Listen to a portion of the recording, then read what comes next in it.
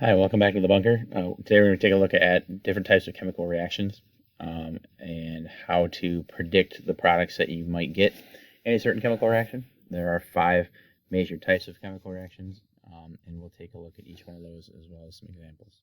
All right, so before we get started, there's some things that you do need to know. When we're writing a chemical reaction, you do want to tell people what you're dealing with. It's like if you were to make cookies and you're giving a recipe, you're going to want to make sure that people know the difference between, the ingredients that you're using. If you're using, a liquid form of vanilla, for example, versus like actual like vanilla beans or things like that. So in a chemical reaction or in a chemical equation, they'll state what physical state things are in with these symbols. So if it says S, then that's a solid. If it has an L, that's a liquid. And G is a gas. And then AQ means aqueous. What that means is that you have taken something and dissolved it inside of something else.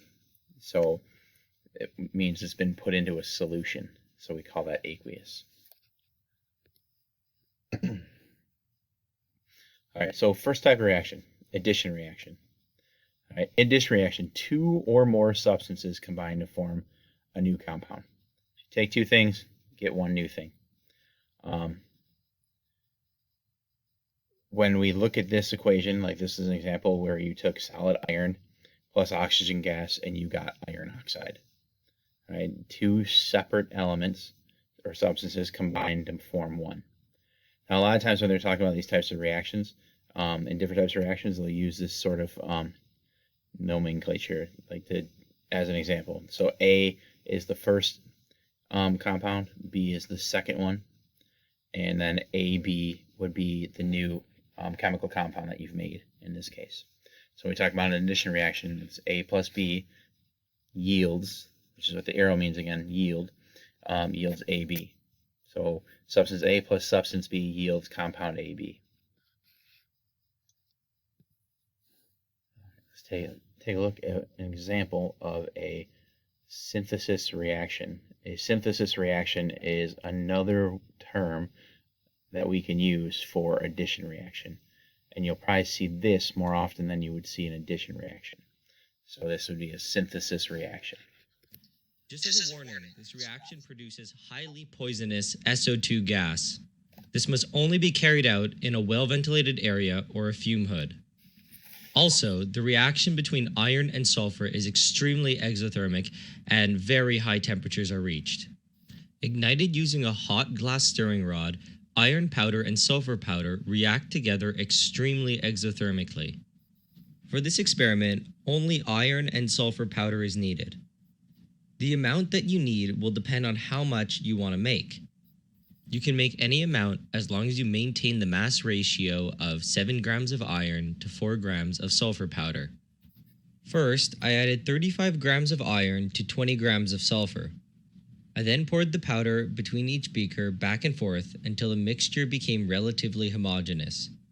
When mixing 2 reactive powders, this is often the best method to use.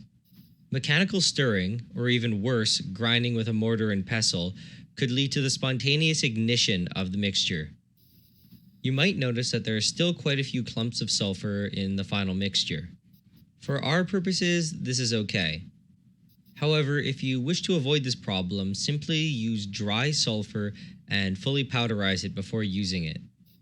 Now that we are done mixing the powders, we are ready to react them. The best and most impressive way to set off the reaction is to simply heat up a glass rod and place it into the powder. The temperature of the glass stirring rod only has to be a little over 100 degrees, which is the melting point of sulfur. When the sulfur melts, its reaction with iron will begin.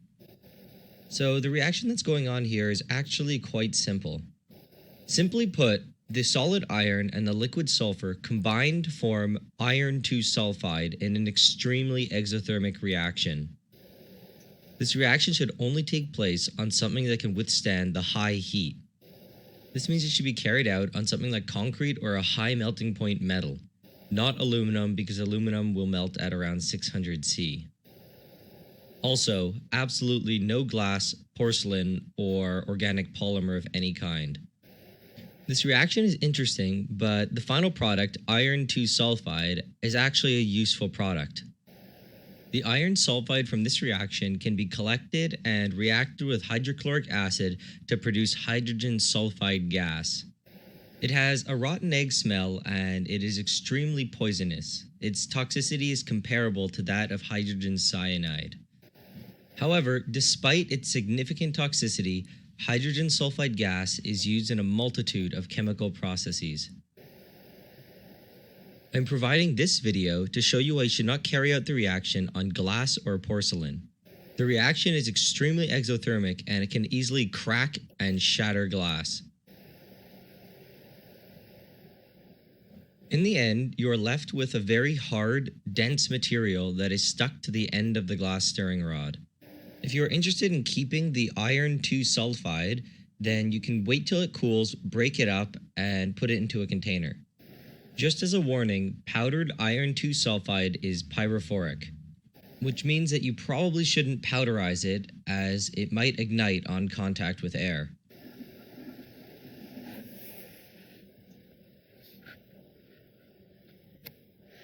Yeah, that was kind of cool with our synthesis reaction. So in that case, they took the iron plus sulfur and made a new compound, which is the iron 2 sulfide. The next reaction is called decomposition reaction. This is, as it says here, a chemical reaction in which a single compound is broken down to produce two or more smaller compounds. So that's our decomposition reaction. It's kind of like the opposite of the synthesis, where synthesis we started with two things and end up with one. In this case, we're going to take one thing and break it down into two separate things. In this case, so like the example here says larger compounds can also decompose to produce other compounds. Like if we're going to heat up baking soda. So here's our baking soda is sodium bicarbonate. So if you take solid sodium bicarbonate and add heat to it, you're going to get carbon dioxide gas plus sodium carbonate and water. So the way we can remember this is that AB, which is our compound, yields two separate substances afterwards, or two separate compounds afterwards. In this case, in the case of the the baking soda and heat, it got us actually three things. It got us carbon dioxide, sodium carbonate, and water. So let's take a look at an example of that. Good morning. We've got experiments to do today. So one of the things you have to do as a chemist is to predict, or at least classify, what kinds of chemical reactions you have. Today, we are going to look at this thing called decomposition reactions. Is that pointing in the right direction? So we have this material here called copper carbonate. We're going to add some heat, and we're going to break it down into some parts. What do you think it's going to break down into, guys? Copper carbonate. You can't break it down into itself. What is it going to break down into? Carbon dioxide, volcanoes. All right, we've got a variety of answers. Let's see what they have. Now, some people said carbon dioxide, and I think that maybe they're right. How can we tell if we're creating carbon dioxide? It's colorless. All right, that's difficult to tell. We can see bubbles, maybe. So here, we've got in a sealed container. So glass tube, there's a rubber bung, a tube, and that goes into some water here. So I can see if there's bubbles being produced, and that might tell me it might be carbon dioxide. But that could be any gas. I could get oxygen gas. I could get carbon dioxide gas. We don't know which one it is. So to help tell the difference, I filled this one here not with water, but with quicklime, or lime water, whatever. Lime water reacts with carbon dioxide, and it makes a precipitate. So if we see this change into a cloudy color, we know it must be carbon dioxide. If not, it might just be the oxygen or something like that. So let's put it down here in the tripod and see what happens. Heating the copper carbonate. No. Now, why is that? Has this done anything? Can you see anything changes? No, I think what's happening is that maybe it's just the air inside is also expanding, so it's pushing out. So when it starts reacting, you'll know.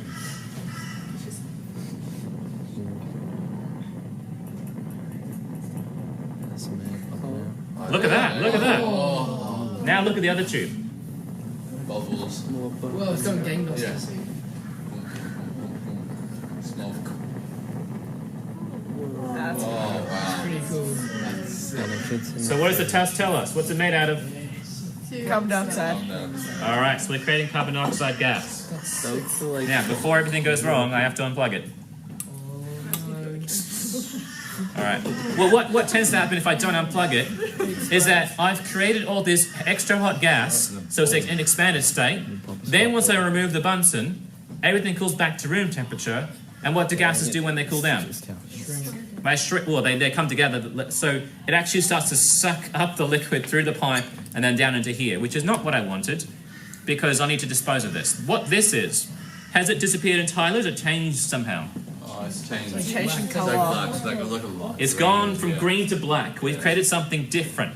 What we've created here is copper oxide. So that's one of our materials. CuO, which we presume is this black colour there. Solid. And the other material that we created is CO2 gas, which is what we detected over here. The lime has reacted. Okay, so while the students are setting up their own experiments, let's talk about decomposition reactions. It's basically decomposing something. So we started with something relatively complicated. We break it into smaller parts. So to try and predict what you might create out of it, just think about what parts you have. Do you recognize any of the pieces? So maybe I could get some copper metal at the end. Well, yeah, maybe. Maybe we can get some carbon something. Well, I can make carbon dioxide from this. Or I can get some oxygen gas out of this, which is why we're trying to tell the difference using the quicklime. The lime water over here. So this one here would tell us the difference between oxygen gas or carbon dioxide gas. And we've got a positive reading for carbon dioxide. So from that, we know that one of our products has to be CO2. The rest is probably good, whatever you got left over. So if I've used my carbon, I've used some oxygens, what's left over, I've still got the copper, it's got to be somewhere. It hasn't turned, from what I can observe, it hasn't turned into like a coppery color like metal, so it hasn't completely, decomposed down to its component elements. So it must be some sort of compound, and usually when you have metals, they're going to be some sort of oxide. So hence, copper oxide.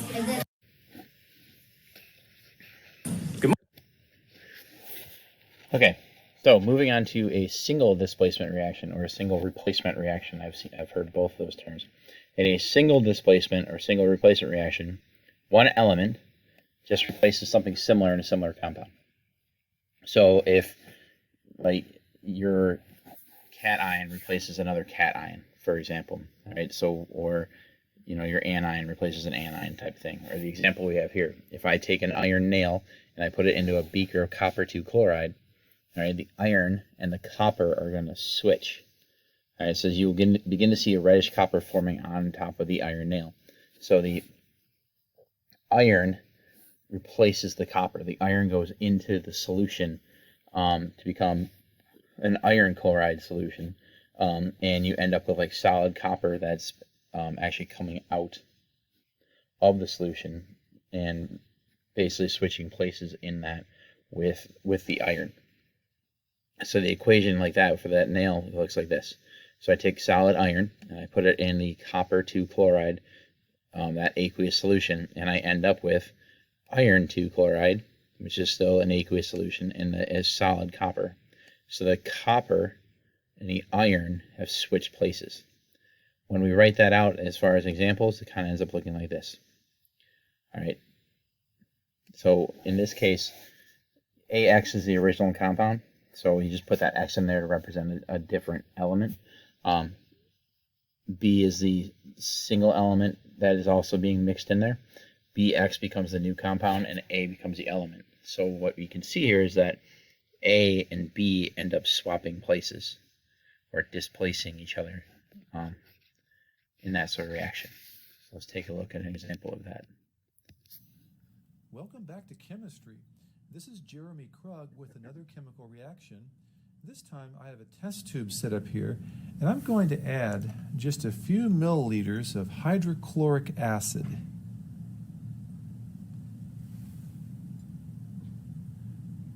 Hydrochloric acid. This particular acid has a concentration of 6 moles per liter, so it's pretty concentrated. Then I'm going to take a little piece of zinc metal. I have this zinc metal in my hand here. As you can see, it's pretty shiny, just like most metals are, kind of silvery in color. And I'm going to drop the zinc into the acid.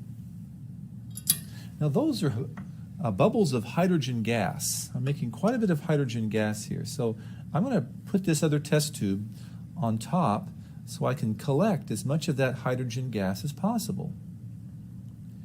And since hydrogen is less dense than air, most of that hydrogen should stay in the test tube. If I touch this, I can feel that the test tube is getting very warm. In fact, it's quite hot. So this is an exothermic reaction. So I'm making quite a bit of hydrogen here. All those bubbles of hydrogen are being produced. Now, when I'm satisfied that I've made enough hydrogen gas, and I think I've made quite a bit, I will let this run a little bit longer. I think that's probably good enough. When I'm satisfied that I've made enough hydrogen gas, I'm going to lower this.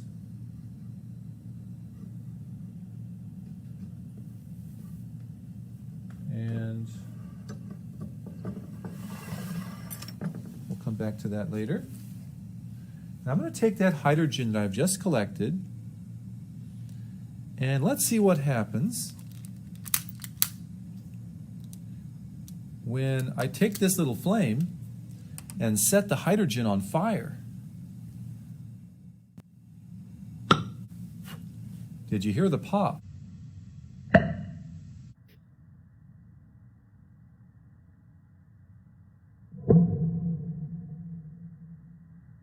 Now, this test tube is quite warm as well, right at that spot.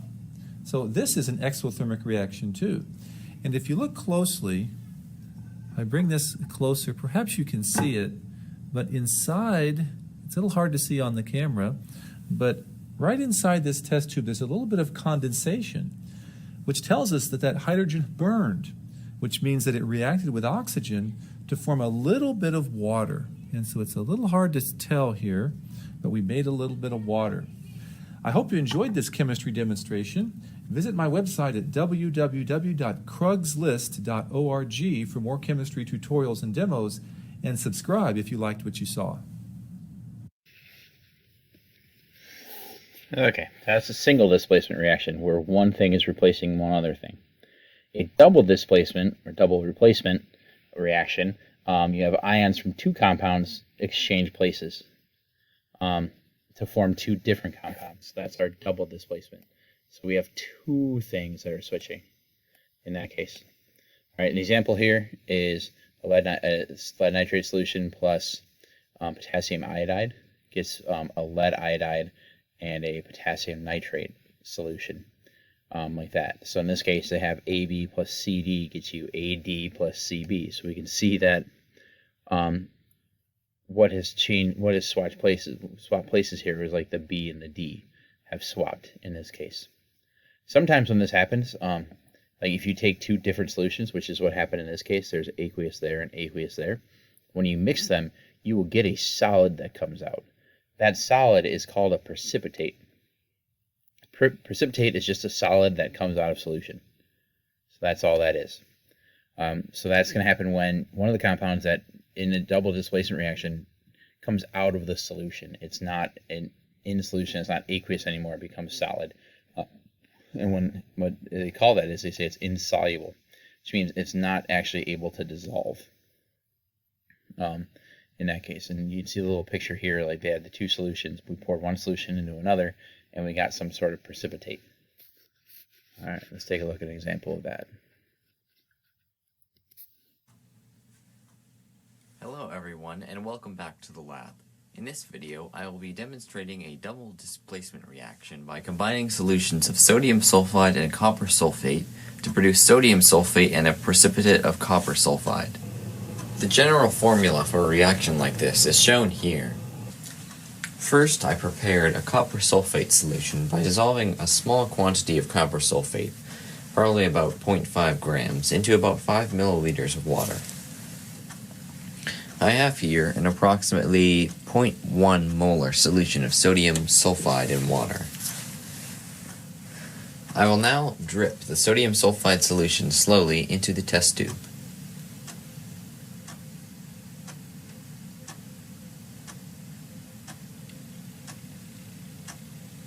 You can immediately see a dark precipitate of copper sulfide.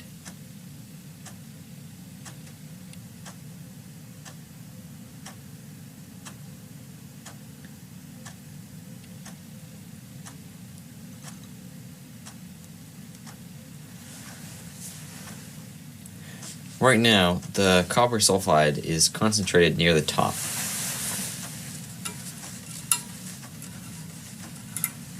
I will now swirl the test tube to move the sodium sulfide lower down.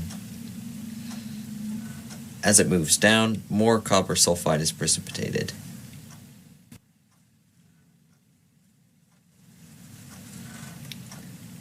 Copper sulfide is like a brown solid, and it provides a nice contrast to the dark blue layer of copper sulfate.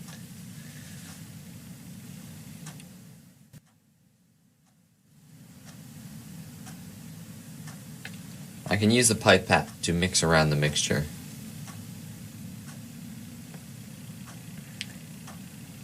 That's copper sulfide produced by a double displacement reaction. Thanks for watching and have a good day. Okay, fifth type of reaction. It's called a combustion reaction. Combustion reactions are probably something you're very familiar with because it's essentially you're lighting something on fire. All right, and the key here is you take a substance, you combine it with oxygen. That's the number one thing. They showed it in the other video where hydrogen gas plus oxygen was, he showed the condensation on the test tube. And that was the water that was forming, basically a combustion of hydrogen. We were taking the hydrogen gas plus oxygen gas and getting water. But you're used to combustion reactions by lighting something on fire. The example on here is natural gas in your house. All right, methane is natural gas. It is signified as CH4. All right, and when you combine that with oxygen, you get carbon dioxide, water, and then some form of energy, in this case heat. All right, the products of combustion reactions pretty much always carbon dioxide and water, especially if you have a carbon compound. And most of the combustion reactions that we will look at will involve a carbon compound, and those reactions that are a carbon compound plus oxygen are going to get you carbon dioxide and water like every time. So carbon compound plus oxygen gets you carbon dioxide and water, no matter what that carbon compound is, whether it be methane, which is CH4, or propane, or gasoline that goes in your car. All right, the examples on here are, this would just be our overall reaction. Any sort of, this would be called a hydrocarbon because it's carbon and hydrogen that are going to be in some sort of ratio. Take that plus oxygen, you get carbon dioxide, water, and then some form of energy. Right. An example here, this would be a biology example. C6H12O6 is glucose. That is something that plants create through photosynthesis. For human beings or other heterotrophs, when we eat that, we take in that glucose, and then we have to convert that to something so that our bodies can use it and generate energy. And that process, which is called cellular respiration or aerobic respiration because it involves oxygen, is essentially a combustion reaction. So it's taking that carbon compound plus oxygen and it's getting you carbon dioxide, water, and energy out of that. Taking a quick look at another example. Combustion is the reaction between fuel and oxygen, and it produces carbon dioxide and water. A hydrocarbon like methane, CH4, reacts with oxygen to produce carbon dioxide and water. The carbon combines with oxygen to form carbon dioxide, and the oxygen combines with the hydrogen to form water. To test for carbon dioxide, we'll use a solution of lime water, which is a calcium hydroxide. When the calcium hydroxide mixes with carbon dioxide, it'll produce chalk and water. The chalk will appear to be a white substance in the solution. Lime water starts as a clear solution, and as it reacts with carbon dioxide produced from the flame, it'll turn milky. So I placed a candle inside of a beaker, then added lime water. You can see the lime water is clear initially. As the flame burns, it produces carbon dioxide, which most of it rises because it's hot, but eventually enough of it settles down to the bottom to allow a reaction to form calcium carbonate, or chalk, which you'll notice as white particles in the solution.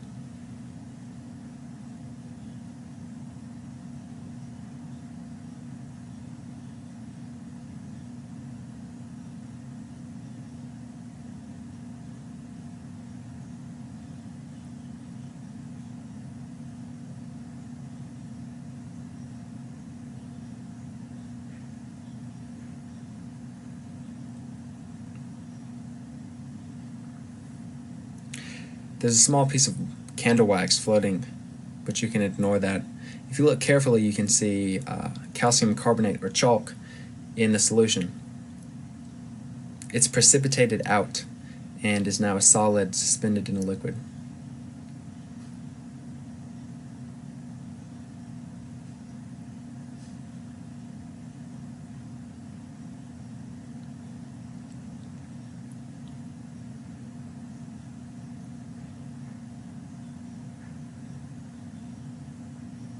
The second primary product of combustion is water, and we can test for this with cobalt chloride test paper.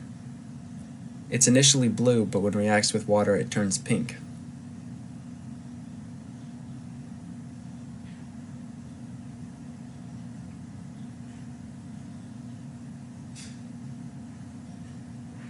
Here's our beaker again with the candle in the bottom. This time there's no lime water in the bottom, only the candle.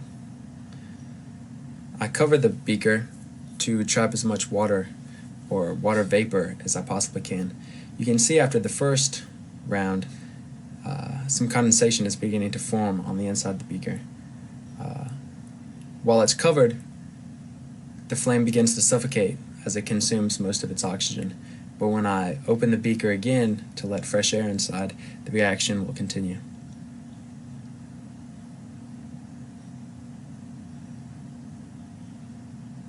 You can see more and more condensation forming on the inside.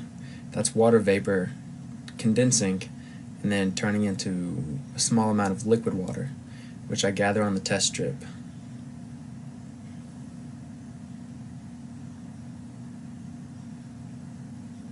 And it's pink.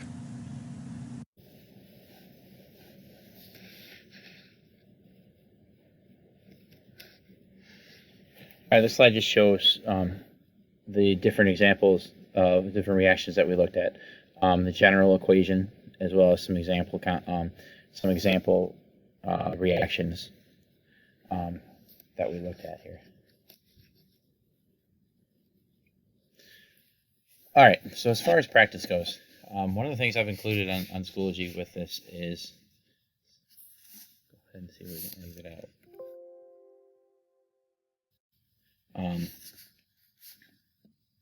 Is this reference sheet. This reference sheet here just goes through each type of reaction. Remember, addition and synthesis, same idea. We have a general equation as well as like they give you an example on here. So when you are trying to identify what some of these reaction types are, this would be a good place to go for a sample, for an example on here. So if we were to go back and look at our practice problems, we can compare our reference sheet to our practice problems. So if I start here, I've got sodium bromide plus calcium hydroxide gives me calcium bromide and sodium hydroxide. So if I want to get an idea of what sort of reaction I'm dealing with, there's couple different versions on this reference sheet here. I can just try to identify, like, well, it looks like there's 2 elements in that compound plus 2 things in that compound. All right, where did I see that before? Well, if I look at a double displacement reaction, I have AX plus BY gets me AY plus BX. So if this was AX and this was BY, when I go to my product side, does it look like X and Y swap places? In this case, it does look like that's what happened. Okay, so this could be a double displacement reaction. So that is one part of the reference sheet you could use. The other part is down here. It's more of a flow chart where it's kind of like a choose your own adventure book type of thing. In this case, we're looking at, okay, how many reactants do I have? Is there one reactant? Looks like no. Okay, so I'm going to go down to the next question. Is there only one product? Also no. I'm going to go down to the next question. Is oxygen a reactant and water a product? Okay. There's no oxygen gas by itself on this side, and there's no water by itself on this side. So no. Do one element in a compound make a different element in a compound? That's a compound, and that's a compound. So the answer to that question would be no also. So that leaves me with only one possible choice, which is that there's 2 compounds, 1, 2, are making 2 different compounds, 1, 2. So that type of reaction would be a double displacement reaction. So I personally like using this version of this reference sheet better, because I find it's very easy to follow. But that's just the idea as far as identifying types of reactions in this case. Now, if we go through here and we look at we'll do one more example here. In this case, I have how many reactants? 1, 2. Okay, so I'd answer no to the 1 reactant question. All right, how many products do I have? Only 1 product. The answer to that question is yes. So this is probably an addition or synthesis reaction. And that's how I would label that there. So this reference sheet does prove to be very helpful in terms of identifying the type of reaction that you have. All right, let's move back through our notes here. Okay, we've done our major types of reactions. Now we're going to take a look at energy reactions. Many reactions that we talked about do produce some sort of, or do something with energy at all. And so sometimes it takes more energy to break the bonds than is actually released. And so we're going to be looking at endothermic versus exothermic reactions, because we're going to be looking at how much energy is required to break the bonds in a compound.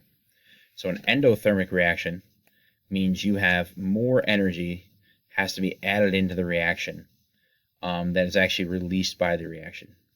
And the best way to tell if you have an endothermic reaction is right here. There's a decrease in temperature. If the reaction is occurring and the overall temperature that is observed goes down, it's an endothermic reaction. That means heat is being pulled into the reaction, which is why it feels cooler all around the reaction. Best example is one of those instant cold packs that are usually in first aid kits, especially with sports teams. And it's this package of like liquid, or sometimes it's little pellets that you have to break, or you squeeze it. And when you squeeze it, there's a little bag inside that releases water that immediately mixes with the other compound that happens to be inside there. All right. In this case on here, it says it's an ammonium nitrate crystals. All right. When the water contacts the ammonium nitrate crystals, a reaction occurs, and the ice pack gets cold because it is taking in more heat in order to get that reaction to occur. So it makes everything else around it feel very, very cold. This reaction is also an example of a 6th type of reaction called a dissolution reaction. Dissolution means something is being dissolved.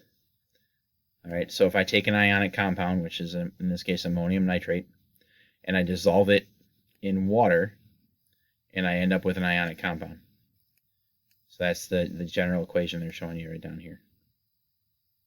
So dissolution basically just involves dissolving something in something else, or in this case, dissolving something in water. So that's just one more example of a reaction that we might see. So if endothermic reactions were taking energy in, that means exo means out, exothermic reactions are releasing energy. All right, any sort of reaction that releases energy and creates heat. So like combusting gasoline in your car engine would be an example of an exothermic reaction. Right, these are the sorts of things that we use all the time. Or even, during the winter, if you have those little hand warmer packs, as soon as they're exposed to air, the reaction that occurs with the material inside the pack releases heat and makes those hand warmers warm up your hands. They lose their effectiveness over time because more and more of the air and the oxygen in the air is reacting with the compound inside the packs, and so you're running out of reactant essentially, and so the amount of heat decreases out, and after a while it completely stops. So you can tell if something is exothermic because there is some sort of rise in temperature. It can be a slow rise or it can be a quick, sometimes maybe explosive rise. So let's take an example of an exothermic reaction. Here I'm working with some lithium metal, very difficult to cut. I've got a piece of sodium here, pretty easy to cut. And you notice when I cut through that the fresh sodium is very shiny compared to the rest. Let's zoom in real quick. Let's see if we can really get in there. So this side will reflect a lot of light. The other sides are pretty dull. And you'll see that especially with the potassium here. I'm going to go ahead and give this kind of a half cut.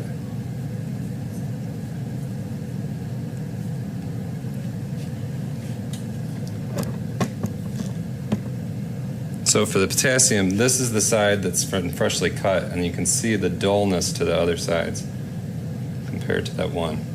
So I'm going to go ahead and take those three, and I'm going to add them to water, and we can look at the kind of reactivity of those three alkali metals with water. So here I'm going to take the lithium and add that to the water. It's going to generate hydrogen gas and lithium hydroxide. So you're going to see a pink color develop here, and then you're going to see some smoke come off, and that's either lithium metal or that's lithium hydroxide coming off of there. Maybe a little bit of liquid water. But it's not as reactive as, say, sodium, so I'm going to put sodium into the next one.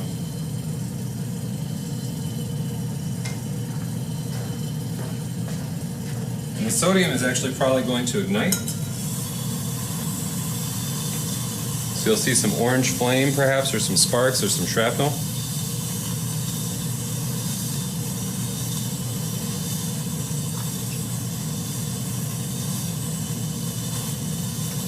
And then the last one, I'm going to go ahead and put my two pieces of potassium in that I've cut in half. So this is less potassium than the other two in terms of amount. You'll find that the reactivity is a little bit greater.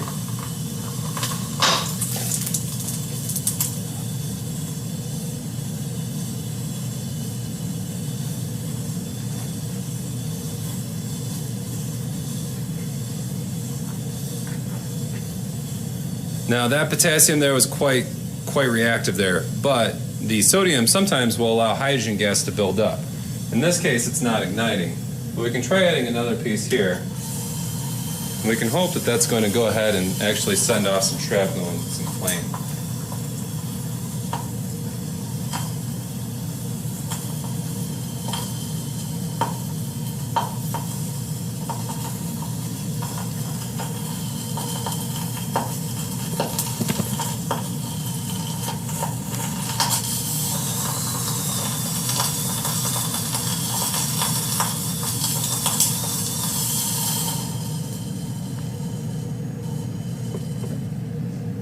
All three produce hydrogen gas, all three produce hydroxides. There's your alkali metals.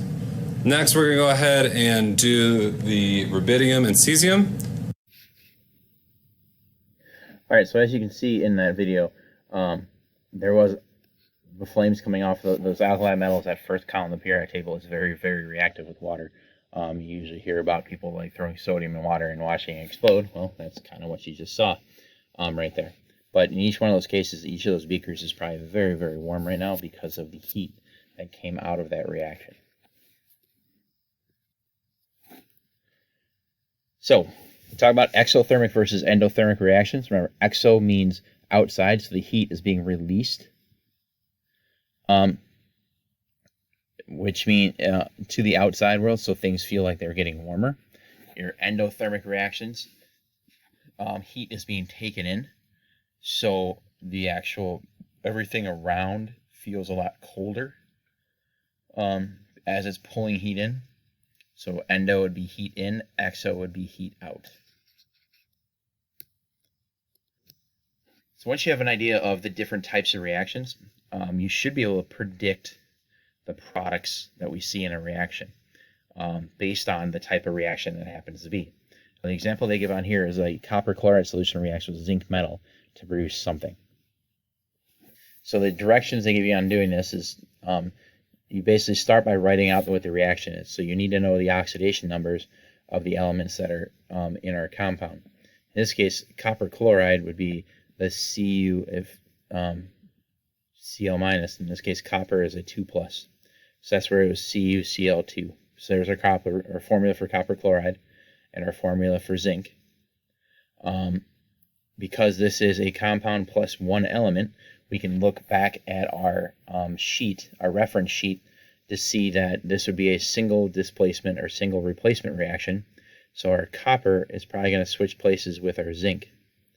So we can predict that the products of that are going to end up being that zinc and that copper switching places. So now you'd have a zinc chloride with a solid copper that's come out of that. And then you would actually just go through and balance those. In this case, they're already balanced for you. Let's take a look at some practice problems with that. I'm going to exit out of this, and so that way we can type this out. Okay. So if I practice this, if I look back at my reference sheet, all right, in this case I have sodium plus an iron bromide. Okay. I have a single element plus a compound. And if I look back at my reference sheet, it's probably going to tell me that this is a single displacement reaction. So what's going to end up happening is my iron and my sodium will likely switch places. Okay, so if I take my iron out, I end up with my iron. Okay, and then I'd have the sodium. Now, if I look at the periodic table, bromine is a -1. All right, sodium is a +1. So in order to write that chemical formula, I'm just going to do an NaBr like that. Now I would have to come back in and balance this equation. My sodiums are balanced, my irons are balanced, but my bromines are not. So I'm going to add a 3 in front of that, and then I just have to come back here and add a 3 right there. So this is one example of predicting what my products are going to be.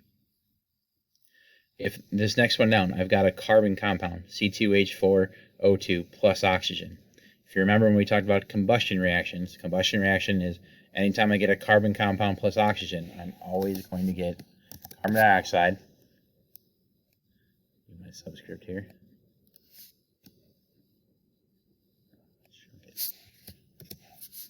All right, I'm always going to get carbon dioxide and water.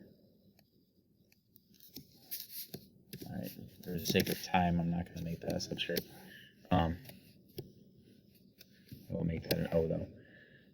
Okay, same thing. Here's my products, and then I would just have to go through and balance this equation on this one. So if I've got 2 oxygens plus 2, there's 4. I'd probably put a 4 on this side. Oops, sorry, I mean a 2 on this side.